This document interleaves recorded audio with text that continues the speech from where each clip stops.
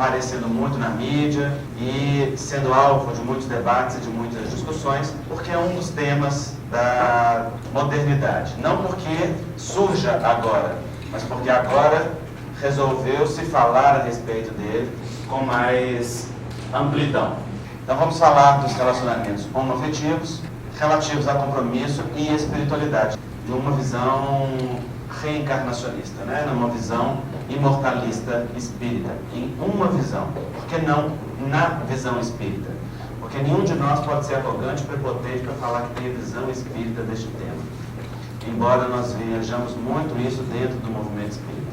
A homossexualidade é um dos temas que nós podemos dizer inconclusivos dentro da nossa seara espírita. Aqueles para os quais há múltiplas abordagens, diferentes e distintos pontos de vista, não é? E todos eles respeitáveis, ainda que não concordemos com eles, mas respeitáveis nas suas intenções e no seu esforço de apresentar uma visão. Então, o que nós estamos trazendo para vocês aqui não é a visão espírita, mas uma visão espírita baseada em uma pesquisa, em um estudo, em uma aliança entre ciência e espiritualidade, que é a tônica e a temática do trabalho das associações médico-espíritas. E assim, no meu livro, que vocês veem aqui a capa, Homossexualidade sob a ótica do espírito mortal, publicado em fevereiro desse ano, eu apresento um resumo das pesquisas e das reflexões do que há dentro da biologia, dentro da psicologia e também em uma proposta de visão espírita. Então nós vamos começar falando a respeito de preconceito.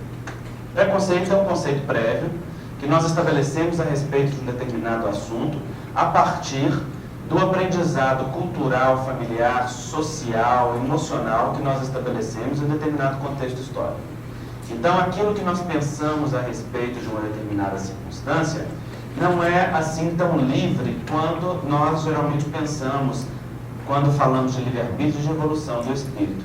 Nós trazemos certamente padrões e predisposições para uma outra forma de pensar, mas nós somos também produto do meio, isso formatado por um contexto no qual nós nos inserimos, que vão desde pequenininho nos ensinando o que é ser masculino, ser feminino, o que é aceitável ou não em termos de sexualidade, de relacionamento, de afetividade. O que difere enormemente nas relações das diferentes culturas.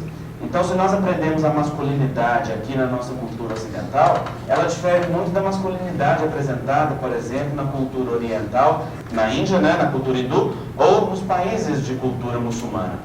Porque a forma de expressar o masculino e de expressar o feminino segue as particularidades do contexto histórico, evolutivo, progressista de cada região, de acordo com os vários determinantes históricos que fizeram parte daquele universo.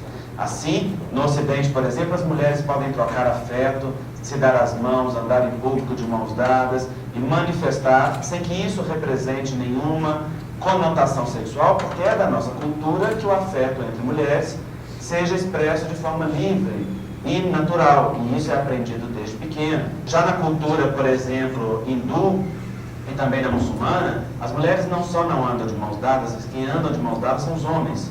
E andam de mãos dadas com expressões afetivas, como eu já tive a oportunidade de ver.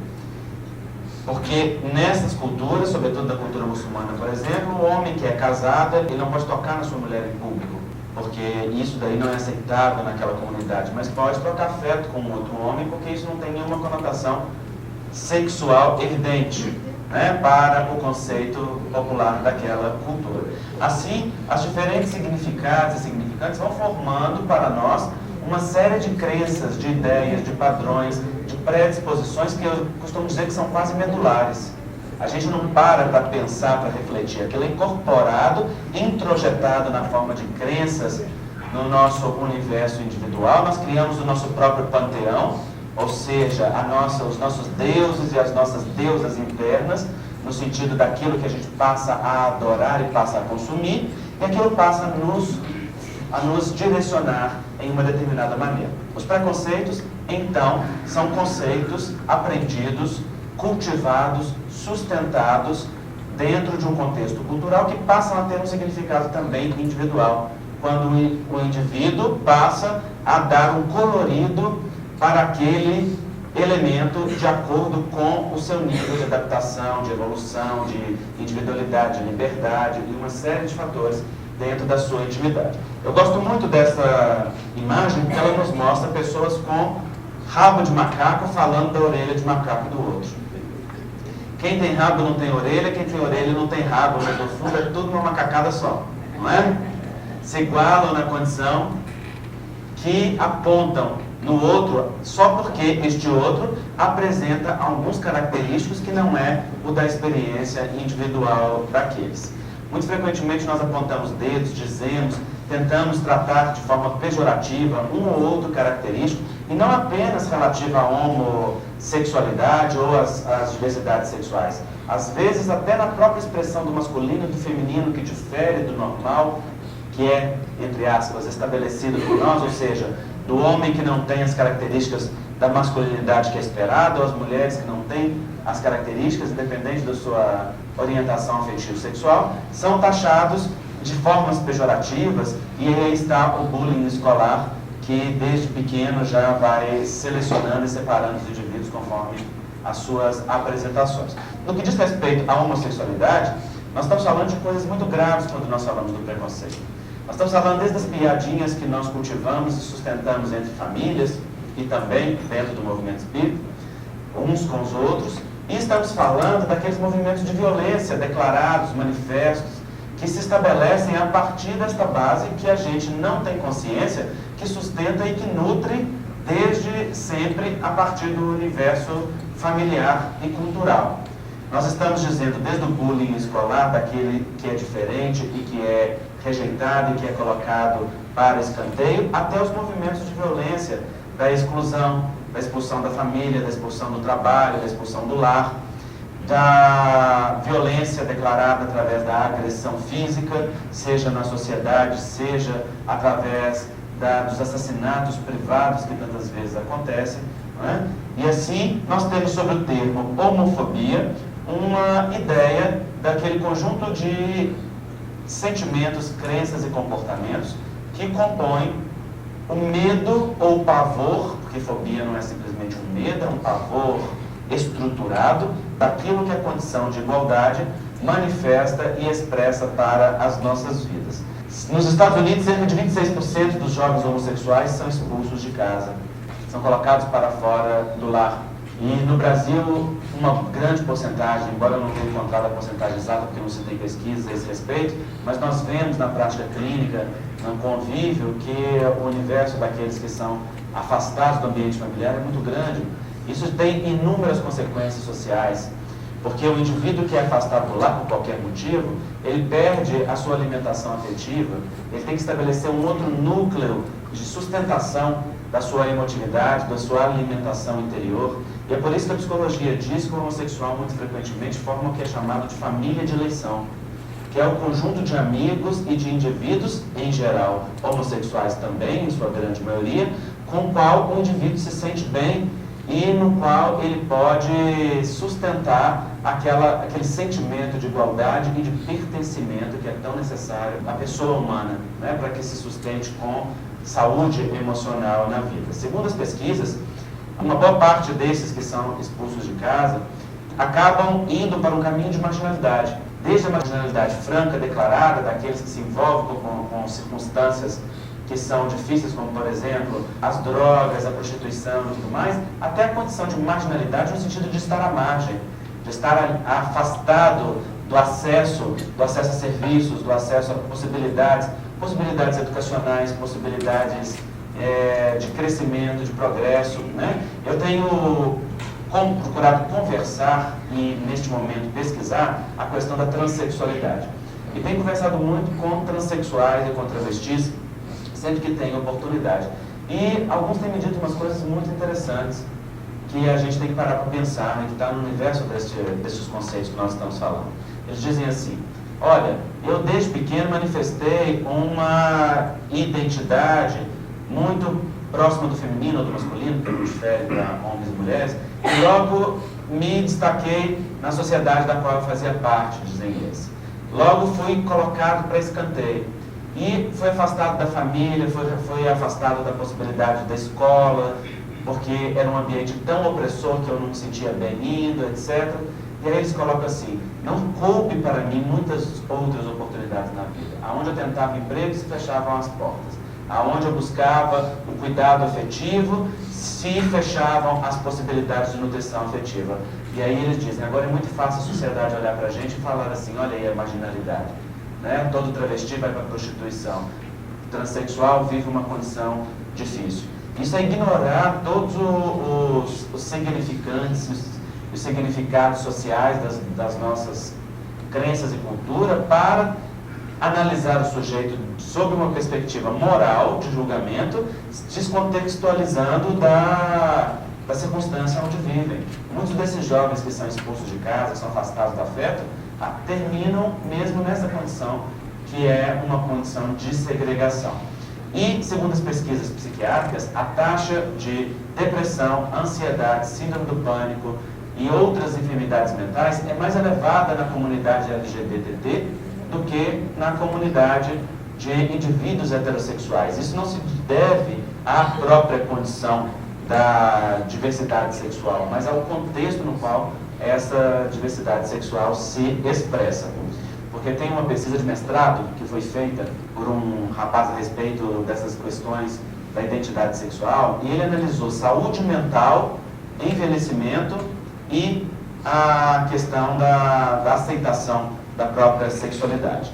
E essa pesquisa de mestrado mostrava com muita propriedade que aqueles que não se aceitaram ao longo da vida e que incorporaram todas essas crenças negativas que a sociedade tem, naquilo que a gente chama de homofobia internalizada, e se permitiram somente viver debaixo deste preconceito, dessa pressão, tinham um resultado de saúde mental muito inferior e muito abaixo da média da sua idade e do seu contexto, porque terminavam em solidão, em autorrejeição, em uma experiência de muita dificuldade interna. Já aqueles que faziam um movimento de se autoaceitar, de lidar com a sua singularidade, de fazer um trabalho de encarar as suas próprias dores, né, e tudo aquilo que significava a sua experiência de diferença, e que viviam isso com um nível de autorrespeito, tinha um índice de saúde mental bastante elevado, medido pelas escalas de bem-estar que a psiquiatria se utiliza, né? Mostrando o quanto que é difícil para o indivíduo incorporar esses conceitos e manter, o que muitos indivíduos homossexuais fazem. Então, o que está por detrás desse preconceito à condição da igualdade, que leva a apontar o outro àquilo que é diferente? Tem múltiplas significações. Primeiro, uma ideia de que a sexualidade verdadeira e a sexualidade válida ou justa é somente a sexualidade dita reprodutiva. Somente aquela em que o indivíduo gera uma outra vida. E é por isso que até hoje se proíbe na igreja a utilização de preservativos, por exemplo, e se tem um olhar pecaminoso para tudo aquilo que se afaste da sexualidade reprodutiva. Já como estavam falando dos tabus no movimento espírita, houve um tempo, não faz muito, em que os centros espíritas eram separados, a mulher sentava de um lado e o homem sentava de outro. Já não chegou a pegar isso porque era anterior a ele, não é? Mas tinha isso, eu lembro de Valdo conta, Chico Xavier conta, né, e algumas pessoas mais velhas que eu tive contato na doutrina espírita contavam que era assim quando chegaram no movimento espírita. Por quê? Porque nós também trouxemos toda aquela visão e aquele comportamento que existia onde? Onde era um ambiente religioso que separava um para um lado e mulher para o outro? Na igreja, né? Na igreja também de há muito tempo. E isso foi incorporado. Então, existem os preconceitos que são da sexualidade que não é chamada sexualidade reprodutiva. Existem os preconceitos das dificuldades de lidar com a própria sexualidade. Quando o indivíduo não lida bem, seja com um desejo que tem, seja com alguém na sua própria família, seja com um contexto de uma experiência sexual ou de padrões que fogem ao padrão da sociedade da época, muito frequentemente, nesta negação de si mesmo, projeta no outro as suas próprias dificuldades, vendo em espelho aquilo que está no domínio da sua sombra, né? Aquilo que na psicologia analítica é o conceito de tudo aquilo que está no nosso inconsciente, desde as potencialidades que nós classificamos como positivas ou como negativas, mas que não está no domínio do consciente, daquilo que é perceptível, que é aceitado, que é amado em nós. Então, um indivíduo projeta no outro aquilo que está lá na sua sombra, assombrando, como um fantoche, na verdade, conduzindo o próprio indivíduo, sem que ele o perceba, né? Os pesquisadores da Universidade da Geórgia resolveram fazer um teste para saber se isso era verdadeiro. E então, separaram um grupo de universitários, jovens do sexo masculino, que foram respondendo a um questionário a respeito de sexualidade. E foram separados em dois grupos. Um grupo de indivíduos classificados como homofóbicos e um grupo de indivíduos classificados como não homofóbicos, de acordo com a resposta às perguntas. Todos eles foram levados para o laboratório, para uma pesquisa. E, um a um, entravam numa cabine e eram submetidos a uma exposição de vídeo homoerótico masculino, pornografia homossexual masculina. Enquanto eles assistiam um pedacinho desse vídeo, eles tinham um fio muito pequeno, muito fino, em volta do pênis, que estava ligado a um computador, e esse fio, muito elástico e muito sensível, ele se expandia à medida que o pênis engurgitava de sangue, que é o característico da ereção, e que marca a excitação do indivíduo, né, masculino. Então, na verdade, o que estes pesquisadores desejavam ver era qual era o nível de excitação que cada um tinha perante aquele vídeo homoerótico. Um determinado nível de excitação mínima é normal em todo mundo, porque todo conteúdo sexual pode mover e trabalhar o nível da excitação de qualquer indivíduo. Mas existem os níveis que são maiores, eles queriam entender que nível era esse para cada um. E as pesquisas foram muito interessantes. Ao final da pesquisa, os indivíduos respondiam a um questionário, dizendo, em uma escala de 0 a 10, qual o nível de excitação que haviam tido com aquele vídeo. O grupo de indivíduos não homofóbicos, eles não demonstraram níveis significativos de excitação perante o vídeo assistido. No entanto, o grupo de indivíduos homofóbicos teve não só um nível alto de excitação, mas níveis altíssimos em muitos casos. Mas todos eles, 100%, ao responder o questionário após o vídeo, disseram que sentiram 0 de excitação sexual. E aí os pesquisadores discutem neste artigo que estranho fenômeno é esse que leva o indivíduo a negar aquilo que está evidente diante dos seus olhos, da sua própria realidade. O que leva o indivíduo a negar é a sua dificuldade da visão que se tem a respeito da homossexualidade, né, do como vai ser chamado, taxado, classificado, de se sentir inferior, porque a grande maioria sente os homossexuais como seres inferiores, né, sobretudo como se fosse um heterossexual falido, duplamente culpado, primeiro porque faliu, segundo porque escolheu falir. Porque aqueles que pensam assim também tratam a homossexualidade como escolha, como opção, né, e não como uma condição do indivíduo. Então, o indivíduo homossexual é olhado com um olhar de inferioridade, de tal forma que aqui em Brasília, uma pesquisa da Unesco demonstrou que 88% dos jovens acham normal humilhar gays e travestis.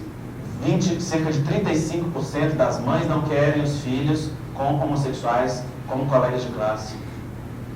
Vocês imaginam que nível de dificuldade de rejeição é essa? Por que 88% dos jovens acham que é normal humilhar gays e travestis? Porque considera inferior. A gente por acaso pisa na cabeça de chefe? De alguém que está hierarquicamente acima? Não. Nem que está acima, nem que está igual. Porque quem está igual a gente tem que respeitar no mesmo nível. Quem está acima a gente cala a boca mesmo querendo pisar na cabeça, não é assim? Então a gente pisa naquilo que a gente sente que é menor, que a gente tem poder, né? Na dinâmica de poder das relações. E esta imagem de inferioridade, ela está associada a esses mitos. Então os jovens têm dificuldade de aceitar esses desejos, muitas vezes, seja em qualquer porcentagem em que ele aparece, pelo medo do rótulo, daquilo que vai ser taxado, daquilo que vai ser classificado pela sociedade, e por aí vai. E assim, esses jovens, então, dessa pesquisa, demonstraram aquilo que é muito falado na cultura popular, mas nem sempre é facilmente demonstrado, que muitas vezes, por detrás do preconceito, está as dificuldades de aceitação sexual de si mesmo, seja de um desejo, ou seja da identidade completa e complexa, né? Porque não se trata de uma coisa simples. A pesquisa do biólogo americano Alfred Kinsey complicou ainda mais as coisas, ou esclareceu. Porque ele fez uma pesquisa ampla com indivíduos nos Estados Unidos desejosos de estudar a sexualidade humana como se o homem fosse um animal. Então ele publicou 2 livros, Comportamento Sexual do Macho Humano e Comportamento Sexual da Fêmea Humana. Sem nenhuma interpretação sociológica, nem psicológica, nem moral para nenhum fato. Simplesmente uma descrição de como o homem e a mulher se comportavam na década de 60 do século passado. Isso significa, nos Estados Unidos, em que se estavam negros de um lado e brancos de outro, um domínio da religião predominante, que no caso dos Estados Unidos é o protestantismo muito grande, né, dominando todo o pensamento da sociedade da época. Ele investigou mais de 17 mil homens. O que ele descobriu nessa pesquisa? Daquela população estudada, 50% dos homens manifestaram que tinham desejo ou atração homossexual. Dos 50%, 37% viviam esse desejo, ou tinham vivido, por um período mínimo de 3 anos entre a adolescência e a idade adulta, com relações sexuais até o orgasmo. E dos 37%, 4% se classificava como homossexual. Então vocês vejam que complexo. 50% tem desejo, 37% vive, 4% se classifica como homossexual. O que isso significa? Que nessa pesquisa nós temos um universo de 46% daquilo que classifica como bissexualidade, né? E que tem um comportamento amplamente variado. Desde os indivíduos que nunca vão viver aquela atração porque ela não é predominante, porque ela não se torna importante no contexto da vida e das relações daquele indivíduo, até aqueles que vão estabelecer relacionamentos heterossexuais e ter relacionamentos homossexuais extraconjugais, às vezes durante toda a vida, tratando inclusive a homossexualidade apenas no nível da sexualidade genital, no nível do prazer, né, sem se permitir descobrir inclusive o afeto que acompanha os impulsos da sexualidade, gerando muitas vezes estruturas profundamente neuróticas e relações também adoecidas, porque em algum momento da vida isso pode gerar uma crise séria, né, dentro de um relacionamento que envolve filhos, e as questões são as mais complexas possíveis. Não existe uma forma de comportamento nesse caso, existem muitas. Eu costumo comparar ao arco-íris. Quantas cores tem no arco-íris? Quantas? 7? 7 o quê? 7 milhões de cores, não é? Porque onde é que começa uma e termina a outra? Entre uma e outra não tem um ponto demarcado, só nos nossos desenhos. Se você olha o arco-íris natural, existe uma gradação de cores muito grande entre uma e outra. E quanto maior for a capacidade de você aumentar o espectro luminoso, maior a quantidade de cores você descobre. A sexualidade humana também é assim. Se nós temos 7 bilhões de pessoas na Terra, nós podemos dizer que nós temos 7 bilhões de sexualidades. Ainda que engrupadas em grandes feixes. Heterossexualidade, homossexualidade, bissexualidade, mas o comportamento sexual humano, afetivo e sexual, ele é amplamente variado, né? E quanto mais se entra no domínio daquilo que é individual, daquilo que é particular, de como o indivíduo se comporta com o seu afeto, com o seu desejo, com a sua sexualidade, mais se descobre um universo rico e plural, não necessariamente sadio, né? Porque dentro disso existem inúmeras posturas e práticas que afrontam a dignidade humana ou que rebaixam o indivíduo a um nível apenas da sensorialidade, né? Sem permitir ao indivíduo aquilo que é a da experiência mais sagrada do ser humano, que é a incursão afetiva e o estabelecimento de relações afetivas nutritoras da vida. Assim, nós vemos nessa pesquisa aqui como que é complexo essa situação. Segundo as pesquisas, os agressores de homossexuais, em geral, são indivíduos masculinos, jovens, no final de adolescência e início de vida adulta, em uma fase em que tem que se afirmar como machos para um grupo, e o comportamento de autoafirmação é um comportamento de afirmação da agressividade, da promiscuidade, não é? De várias formas de estabelecimento social daquilo que é ser macho. Bom, esses dias mesmo eu atendi um homem profundamente perturbado, no sentido de sofrido, né? Porque está em um relacionamento afetivo estável, tem os seus valores, mas um amigo foi casar, resolveu fazer uma festa de despedida de solteiro, contratou prostitutas de luxo, levou ele e os outros amigos para poder se divertir 2 dias antes do casamento, que é muito interessante de pensar-se no universo do comportamento masculino, né?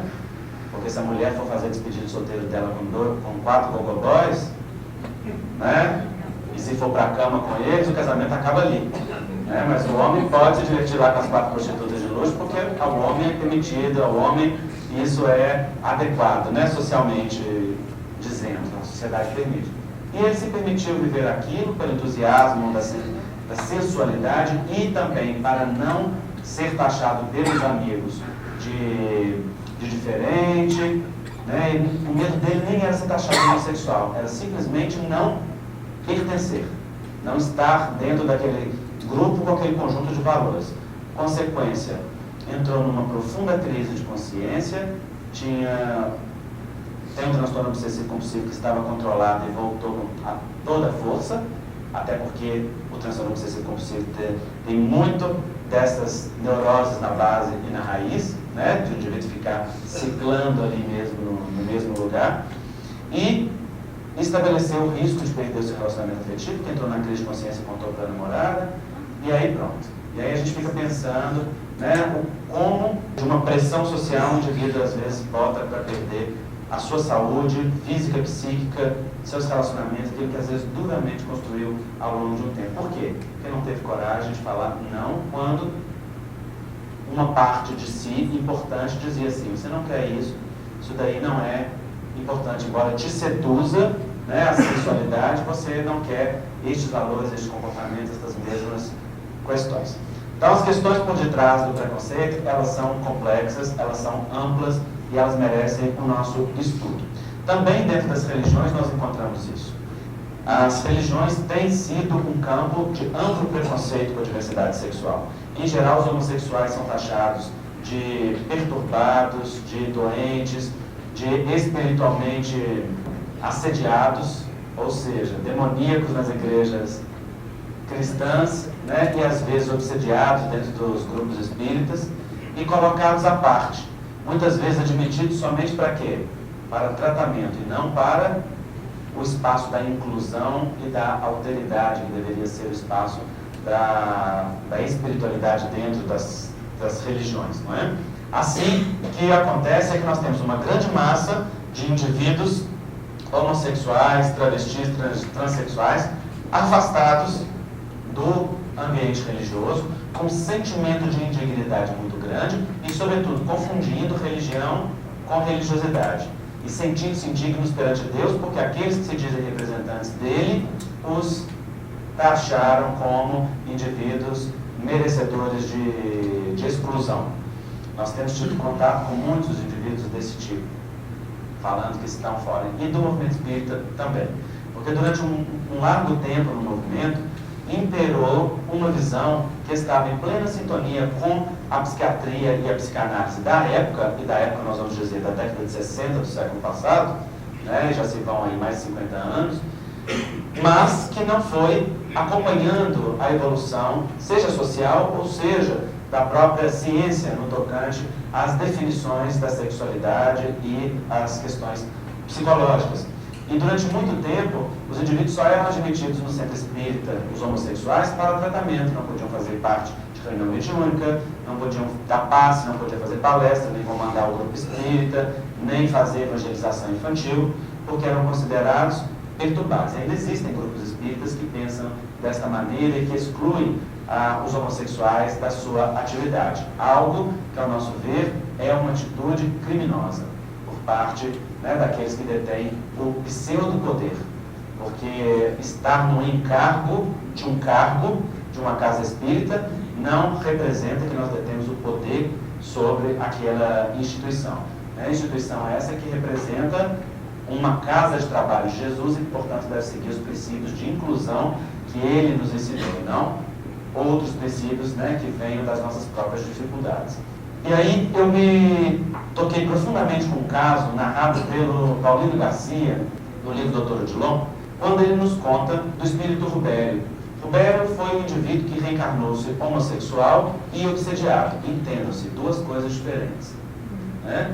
Por que eu faço essa ressalva? Duas coisas diferentes. Porque não tem relação de causa e consequência.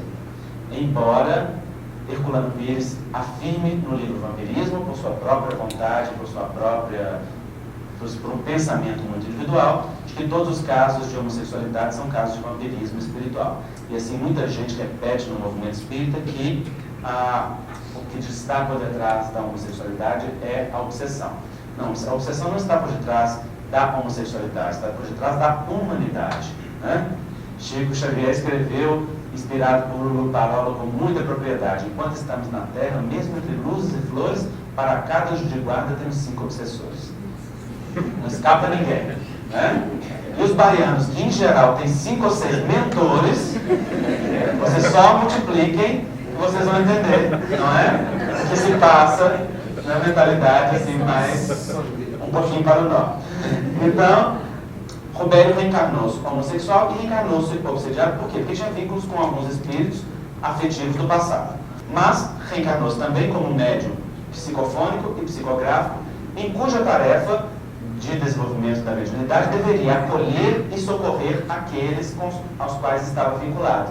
Aliás, tarefa de todo médium, né? Porque 99,9% dos médios são médios que estão na condição de prova, de reajuste, de reintegração consigo mesmo, né? Não é a mediunidade natural que se desenvolveu ao longo das encarnações, mas é a mediunidade ali despertada como um sentido psíquico, né? Como uma função orgânica a serviço do espírito imortal para a tarefa de reajuste do próprio medianeiro e do meio do qual faz parte. Então, ele se reencarnou. Mas o que acontece? Rubério era efeminado, tinha trejeitos, porque a sua identificação psicológica era com o feminino. Então, logo que ele começou a frequentar o centro espírita na adolescência, as suas características se manifestaram de imediato. O que aconteceu? Os centros espíritas o acolheram muito bem. Para quê? Para tratamento. Não para a inclusão no trabalho e para a oportunidade. Diz os espíritos, um a um, as portas se foram fechando para ele. E aí, nesse caso, eu vou ter que fazer a nossa meia-culpa, porque eles dizem que foi numa cidade mineira. Infelizmente. Eu tenho dúvidas. Eu acho que o espírito alterou ali para poder ajudar. Não é assim que falava de Luiz? Eu acho que foi uma cidade baiana, mas para não identificar, ele falou que foi uma cidade mineira. Aí, as portas foram se fechando. O que aconteceu? O Roberto se afastou do centro espírita, o processo obsessivo se agravou, ele entrou em perturbação e se suicidou. Suicidando-se, chegou no plano espiritual, recebido como assassinado. Porque o mundo espiritual leva em consideração, não é o ato do indivíduo classificando atos. O mundo espiritual acolhe indivíduos com a sua complexidade, né, de contextos e circunstâncias, impressões e tudo mais daquilo que tem na sua própria intimidade. Isso significa que ele teve a atenção amorosa dos mentores permanentemente.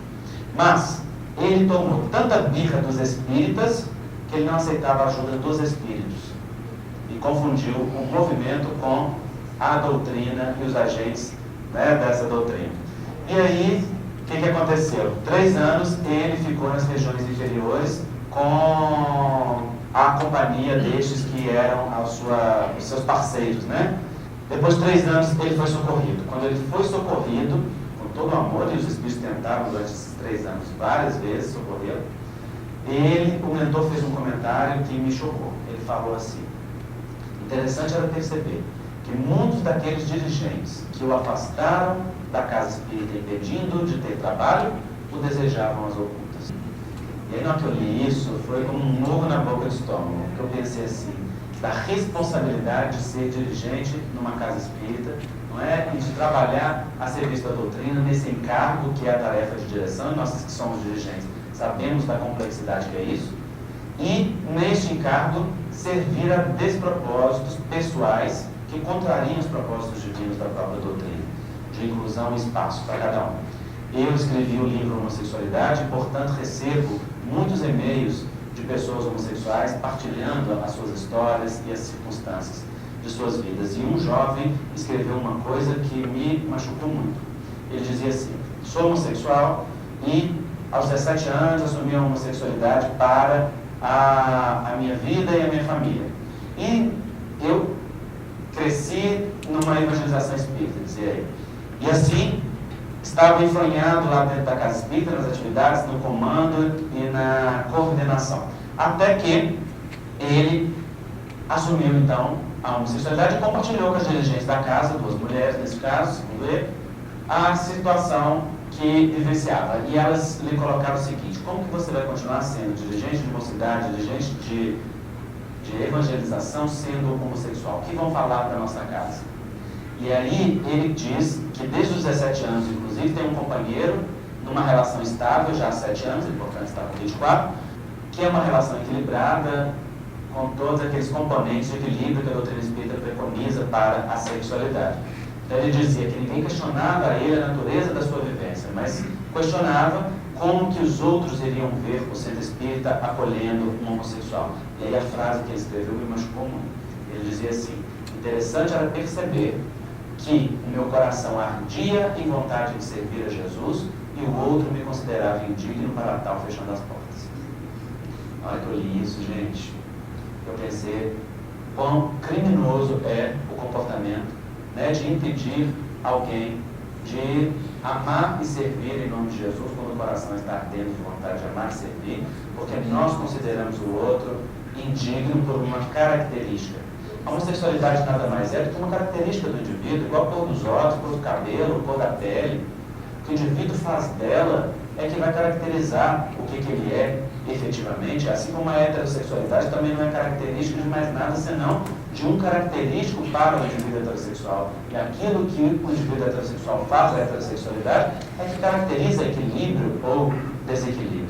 Olha este texto que saiu no jornal francês L'Actualité, escrito pelo Guilherme do Cabo. Sou católico, tenho 28 anos e sou homossexual. Quando levava uma vida promíscua, a igreja me aceitava, me absolvia de vez em quando.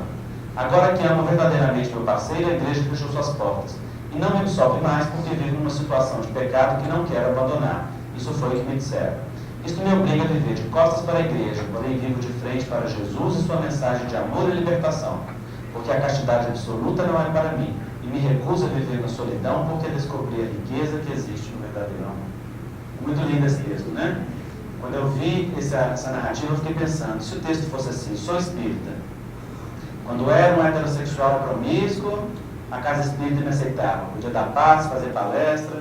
Um dia, nas nossas atividades, numa casa espírita que eu frequentei durante 12 anos, vou falar minha casa, minha atividade, para não identificar quem eu vou falar, mas um determinado expositor, convidado, muito conhecido, levantou-se de público em uns eventos e disse assim: 2 homossexuais não podem ser felizes juntos. Não há como homossexuais serem felizes.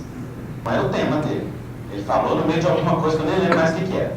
Na mesma hora levantou um casal homossexual que estava no meio da plateia para tentar fazer uma parte.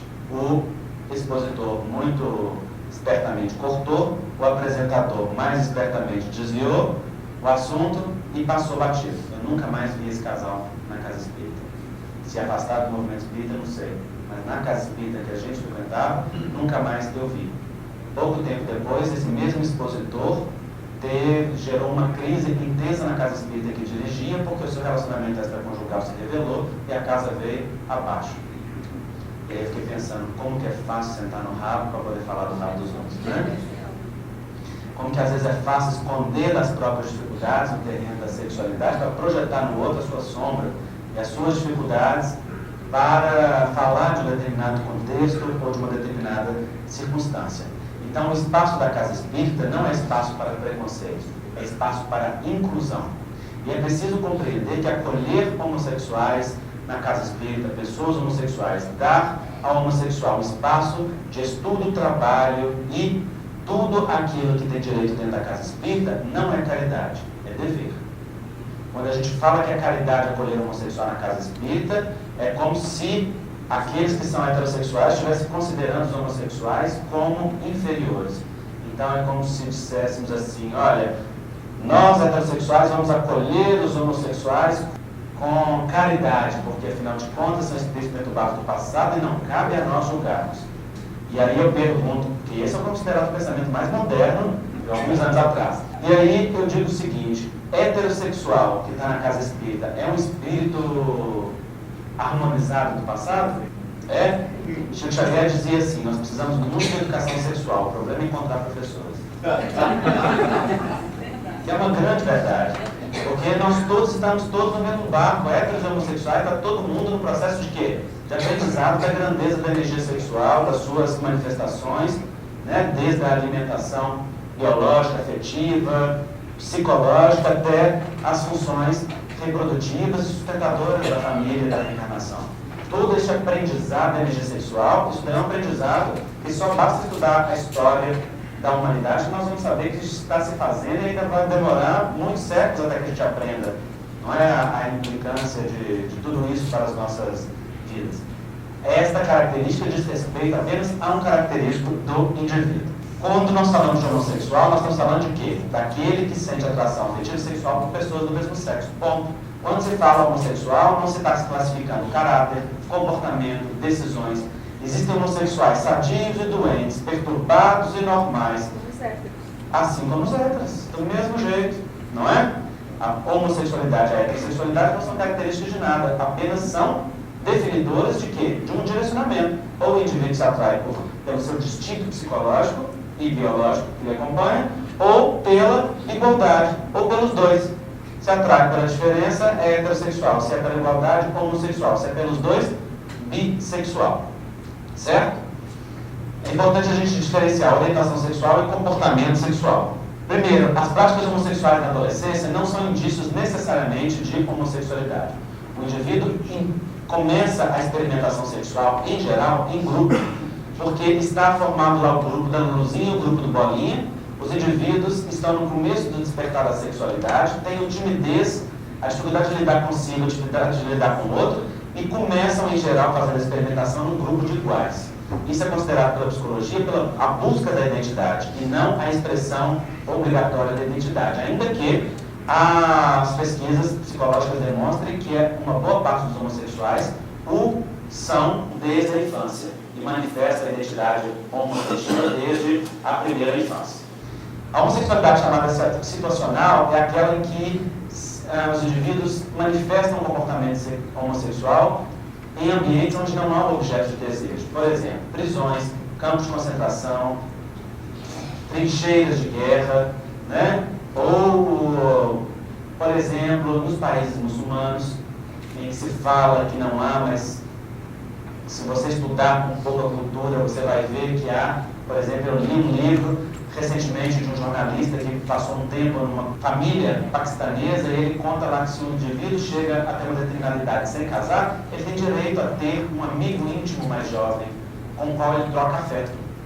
Segundo a teoria, a coisa fica no afeto, mas que todos sabem que debaixo do pano também rola a relação sexual, né? Amigos que vivem em países de natureza muçulmana contam também que muitas vezes, alguns daqueles manifestam que a iniciação sexual muitas vezes se dá entre indivíduos do mesmo sexo. Por quê? Porque não se pode ter relação com o objeto de desejo, né? Por conta das imposições culturais.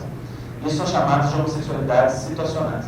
Na doença mental e na compulsão, nós temos questões psicológicas ou psiquiátricas que fazem o indivíduo manifestar uma característica e não necessariamente a sua identidade. Eu tenho um paciente, por exemplo, que é evangélico fanático, e quando ele entra em crise psicótica, ele fala que as labaredas do inferno estão queimando ele de baixo para cima, e ele tem um desejo avassalador de fazer sexo contra um homem. Mas ele é casado, pai de filhos. O que está acontecendo aí? Ou são conteúdos que estão no inconsciente dele, que nem ele faz contato, ou que faz e que não manifesta, e que aparecem na hora do transe psicótico, ou são conteúdos do passado espiritual, né, daquele indivíduo, que estão lá, os núcleos de potenciação que Jorge André fala, no inconsciente, ou as ressonâncias vibratórias com os espíritos obsessores de natureza semelhante, que são atraídos, muitas coisas, né? Mas não necessariamente a identidade do indivíduo da vida presente. Eu queria passar esse vídeo, que é um vídeo que fala um pouco a respeito dessa situação da psicologia do homossexual, da homofobia internalizada e das dificuldades que o indivíduo passa na sua vida para lidar. Esse é um vídeo que é da Pixar, de um projeto chamado It Gets Better, que significa vai melhorar, e que várias empresas e companhias fizeram para falar a respeito da condição da homoafetividade.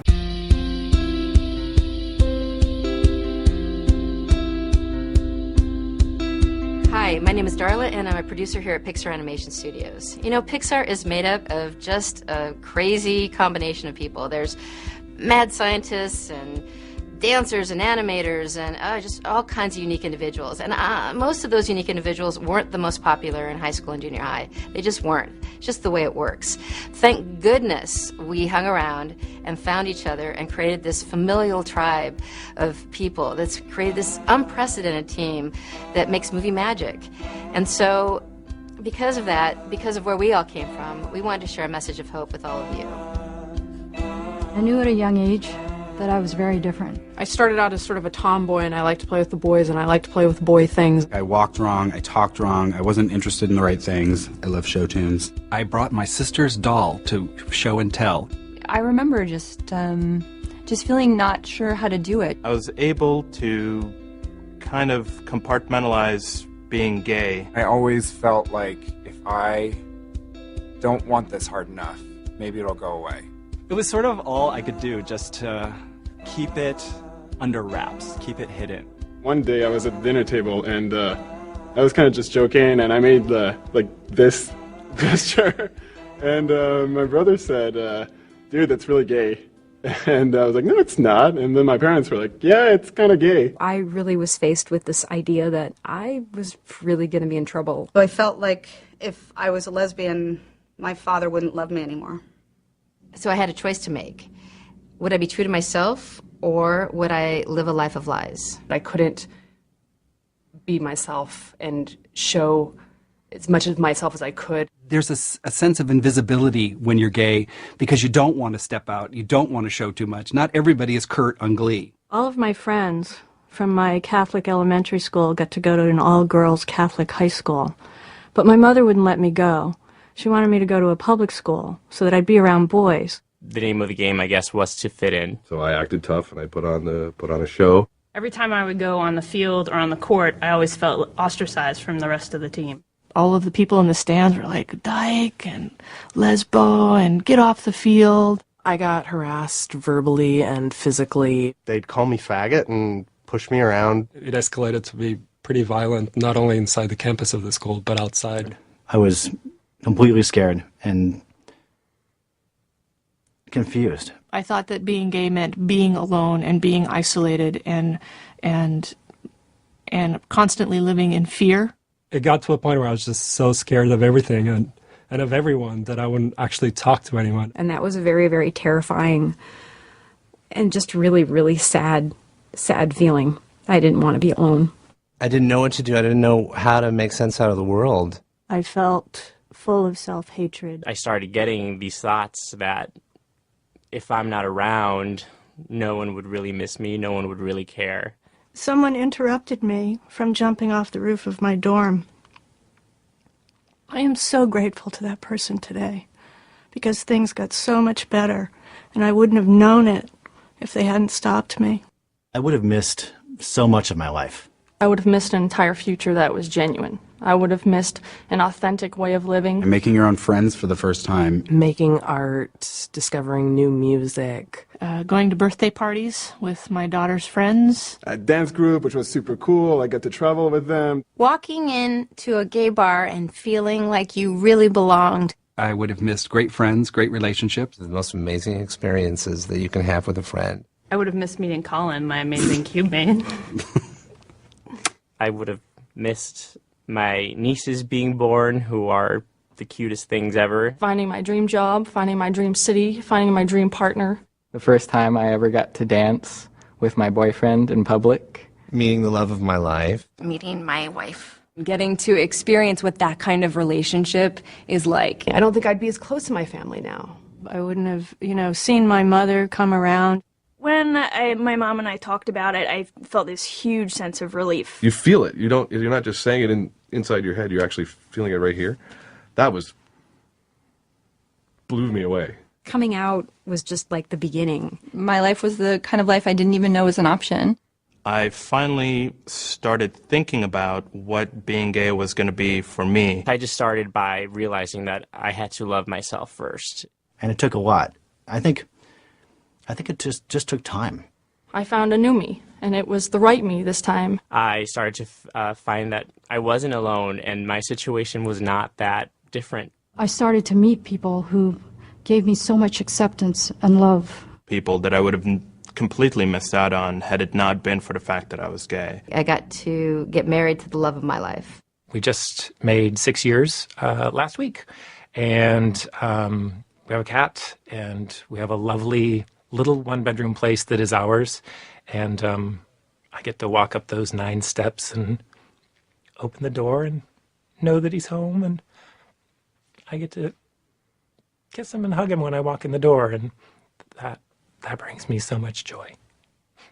It's been one of the biggest blessings of my life. I've met such wonderful people. It's made me such a stronger person to be gay, and there's nothing I would do to change that now. Don't let anyone tell you you're less than zero just because you're gay. There are lots of people out here who care about you and want to see you live. So please stay strong and stay in it. It gets better.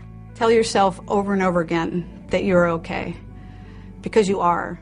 And know that no matter how hard things can seem, that you're connected to everybody else going through that same thing. You will find your place, and it will get better. I promise.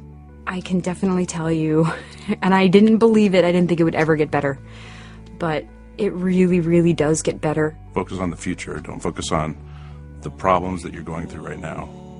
Focus on the greatness of your life that's going to become. Find someone, anyone that you can confide in, that you think will support you and help you and love you unconditionally. And if that person is not helpful, then drop them immediately and go to another person. Know that somewhere out there you can make a connection with someone else who feels just like you do, or similar to how you do, and wants you around, and wants to give you a big hug and tell you that everything's all right and that it does get better. If I could just come through the screen right now and just give you a big hug and tell you it gets better, I would totally do that. I promise you that it not only gets better, but it's so much more than you could possibly imagine. It is so beautiful, the things that life has waiting for you. It will get better. It gets better. It gets better. It gets better. It gets better. It gets better. It gets really better. Everything gets better. It gets better. It gets great.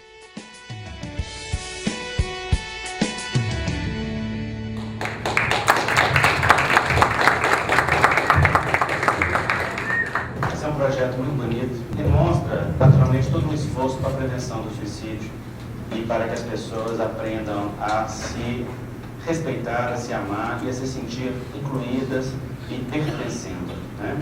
Vocês vejam que nós vimos ali os mais variados tipos humanos, mostrando que os indivíduos não têm padrões, nem formatações, nem estereótipos, porque a homossexualidade não é um jeito de ser, é uma orientação que se expressa em inúmeras formas de ser, não é?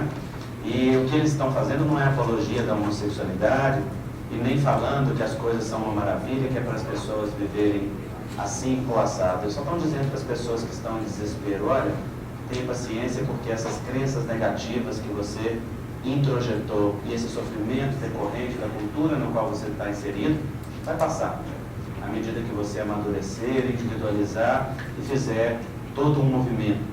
É muito interessante porque a psicologia do homossexual é diferente da psicologia do heterossexual. O heterossexual, na hora que vai crescendo, ele já está referenciado fora o tempo todo. Olha e sabe o que é ser homem, o que é ser mulher, bastando ver o pai, a mãe, o irmão, o tio, a sociedade, a televisão. Sabe o galã, a menina bonita, sabe como é se comportar. O homossexual vai aprendendo que tem que rejeitar aquelas características, que tem que projetar uma, não só negação, mas uma agressividade consigo mesmo, porque se expressar aquelas características vai ser passível de crítica. Então leva os indivíduos a se auto-rejeitarem ao ponto de desejarem mesmo o auto-extermínio, ou a exclusão, ou a sentir que não valem nada. Algo que pode, inclusive, segundo a psicologia, perdurar durante toda uma vida. O indivíduo pode nunca se libertar dessas crenças se não fizer um trabalho muito profundo, não é, de autoanálise e de autoencontro. Como que a psicologia e a biologia veem isso hoje? Durante muito tempo, a homossexualidade foi considerada crime, depois passou a ser considerada doença, a partir de 1870. Ela foi retirada da lista de doenças mentais pela Associação Americana de Psiquiatria, que reviu as pesquisas. Então, nós já temos mais de 20 anos que a Associação Americana de Psiquiatria e de Psicologia retiraram, e desde 92 a Organização Mundial de Saúde também retirou, seguindo toda uma pressão do movimento gay organizado que se formou a partir da década de 70 e que fez a revisão das pesquisas. Hoje a psicologia considera uma variante normal do comportamento sexual humano. Variante porque diz respeito a uma minoria, segundo as pesquisas, de 8 a 10%. Tem pesquisas que mostram até 22%, dependendo da população estudada. Mas uma variante normal. O médico ou psicólogo que no Brasil, Estados Unidos e na grande maioria dos países considerar a homossexualidade como doença e tratar, ele é passível de cassação do seu registro profissional. Embora muitos vinculados a religiões fundamentalistas ainda tratem como doença e ainda ofereçam opções de cura, assim como as igrejas também oferecem. E o referencial para a opção de cura é um indivíduo adotar um estilo de vida heterossexual, como significando que curou. Também quando na época que a psiquiatria considerava a homossexualidade doença, se fazia isso. Quando se conseguia convencer o homossexual a se casar e estabelecer uma vida heterossexual, se registrava no prontuário que estava curado. Naquela época se tentou extração de testículos, substituição de testículos de homossexuais por de heterossexuais, substituição de testículos de macaco, eletrochoque, lobotomia, né, que é aquela excisão da parte frontal do cérebro que está vinculada ao circuito das emoções, né, chamado circuito de Papez, ao sistema límbico que responde pelas emoções. Então se tentou de tudo sem nenhum resultado, porque a questão do desejo ela é muito mais complexa. A psicologia analítica vê a homossexualidade como um caminho de individuação do indivíduo. Jung começou tratando a homossexualidade também como um registro patológico daquela norma que seria a heterossexualidade, para ao longo dos trabalhos com os arquétipos e com a construção da própria ideia, ele falar que era muito mais importante o indivíduo ser inteiro do que ser X ou Y. Né? No caminho da individuação, que é o indivíduo descobrir a sua singularidade, a totalidade psíquica, no encontro com a sua luz e com a sua sombra, então o indivíduo revelar a sua singularidade no mundo, porque é isso que verdadeiramente importa. As pesquisas biológicas, elas não explicam nem a heterossexualidade nem a homossexualidade. Não existe ainda pesquisas suficientes que expliquem o desejo humano. Existem elementos e fatores importantes que sinalizam, mas não que explicam totalmente, porque o desejo é muito complexo. Não se diz respeito apenas a uma estrutura do organismo físico, mas a uma inter-relação de estruturas e de circuitos neurológicos complexos cerebrais. Mas tem algumas pesquisas interessantes. Se pesquisa, por exemplo, na questão anatômica, hormonal, cognitiva, as diferenças, né, entre homossexuais e heterossexuais. Se sabe, por exemplo, que a diferença de tamanho de dedo, do dedo médio para o dedo indicador, a diferença de tamanho desses dois dedos, de mulheres homossexuais é maior do que de mulheres heterossexuais. Não adianta, mulheres, olharem os dedos agora. Nessa parte da palestra, todas discretamente. Não é uma questão de olhar o tamanho do próprio dedo, é uma questão de descobrir que há uma diferença, né, na população estudada, heterossexuais para mulheres homossexuais. Também o tamanho dos ossos longos, ossos do braço e ossos da perna de mulheres homossexuais é maior do que de mulheres heterossexuais. É um achado muito interessante, vocês não acham? Dizem que os homens é do dedo do pé. Dedo do pé? Olha, é um achado muito interessante, vocês sabem por quê? Porque o tamanho, a diferença dos dedos, ou seja, o tamanho dos dedos, assim como o tamanho dos ossos longos, é definido pela quantidade de hormônio sexual a que o feto foi exposto. E os mesmos hormônios sexuais que determinam o tamanho dos dedos e o tamanho dos ossos longos são os que amadurecem as estruturas cerebrais relacionadas à sexualidade. Então, se observa que os ossos longos e o tamanho dos dedos têm um tamanho diferenciado, hipotetiza-se então que talvez aqueles indivíduos tenham sido fetos expostos a uma quantidade de hormônio sexual diferenciada, por exemplo, da do heterossexual, e talvez tenham estruturas cerebrais que funcionem de forma diferenciada, não de forma patológica, mas simplesmente de forma diferenciada que influencie no desejo. Nada disso explica o desejo complexamente, mas são elementos que levam, junto com inúmeras outras pesquisas, aos pesquisadores dizerem hoje em dia que se nasce homossexual, não se escolhe ser. É o título, por exemplo, de um livro lançado em 2011 com resumo de pesquisas biológicas a este respeito, com o qual nós estamos de acordo parcialmente, porque o indivíduo pode expressar o desejo, dependente de já ter trazido isso da reencarnação ao longo da vida. Então eu sugiro que vocês leiam a respeito do assunto, se informem, porque isso aqui não é nada mais do que um en passant, né, um voo superficial sobre o tema. E no livro vocês têm, no capítulo 4, se não me engano, um resumo das pesquisas biológicas que se tem a esse respeito, e também um resumo da visão da psicologia freudiana e da psicologia analítica a respeito disso.